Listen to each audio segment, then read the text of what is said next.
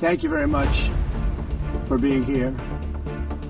Madam President, Mr. Secretary General, First Lady of the United States, distinguished delegates, ambassadors, and world leaders. 6 years have passed since I last stood in this grand hall and addressed a world that was prosperous and at peace in my first term. Since that day, the guns of war have shattered the peace I forged on 2 continents.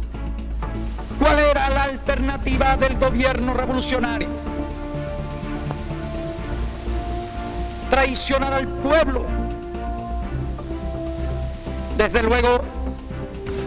أنتهز هذه الفرصة